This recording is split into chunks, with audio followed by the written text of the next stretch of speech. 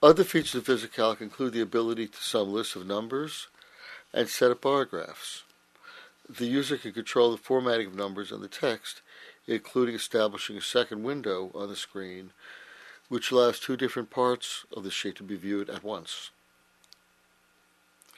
As you can see, VisiCalc can take care of the details of calculations and keep track of where the data is.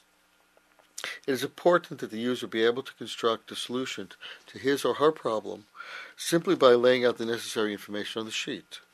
The user is then freed to work with the application. This work with the application is in contrast to the traditional model of programming, which requires that the problem be essentially worked out before the program is written. The goal of VisiCalc is to provide a tool with which people can make effective use of the computer.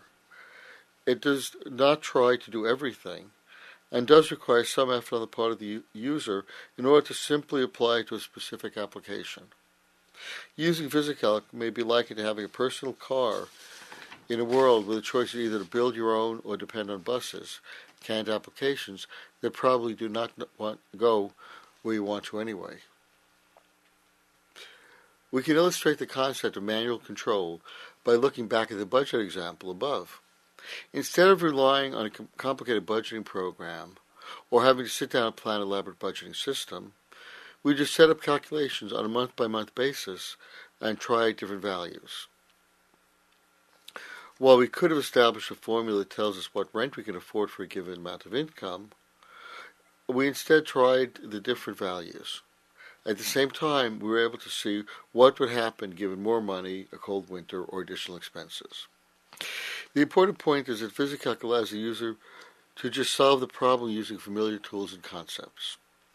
This in contrast with using a canned program, which has a fixed idea of how one should go about budgeting. As the problems to be solved get more difficult, the task of producing a general canned program becomes exceedingly difficult and expensive. Using VisiCalc, with a small amount of manual effort, the user has a very effective and economical tool. Furthermore, the tool is more flexible than many of the more complicated programs and more amenable to trying out new ideas. The emphasis on manual operation should not obscure the sophistication inherent in VisiCalc. The sophistication is necessary in order to make the system simple to use. One of the flaws in the current generation of personal computers is that their attempts to provide simple computer shifts the difficulties in programming to the implementer, the packages, and to the user. This stems from the difficulty in finding the appropriate level of sophistication. We hope VisiCalc is at the appropriate level. While VisiCalc chooses to leave some of the decisions to the user, these are generally associated with the user's specific applications rather than irrelevant programming considerations. Inevitably, a user who understands an application will find it easier to set it up than one who does, but one has an opportunity to play with the application in VisiCalc and thereby learn. The software problem. As personal computers become more common, the software problem becomes increasingly the limiting factor in the ability to use the personal computer. The current attempt to get everyone to learn and use BASIC is not the answer. Much of what is involved in programming is conceptualization and description, the hard parts of problem solving. Even the ultimate in general-purpose procedural languages will not remove the difficulties in programming. These languages are, of course, necessary for those people who do programming, such as the personal computer software engineers. But there are simply not enough programs available to write all the canned applications that can be anticipated. Thus, our task as professionals becomes one of finding the appropriate level of tools that correspond to the level at which the user deals with the application. On large computers, this has been done with the database languages such as IBM's Query by Example, QBE. At MIT, the Maximum program provides a powerful tool for doing symbolic manipulation of mathematical expressions. For personal computers, VisiCalc presents an interface to the user which builds upon what he is already familiar with. It is, of course, constrained by the memory and processing limits of the current generation of personal computers. Summary.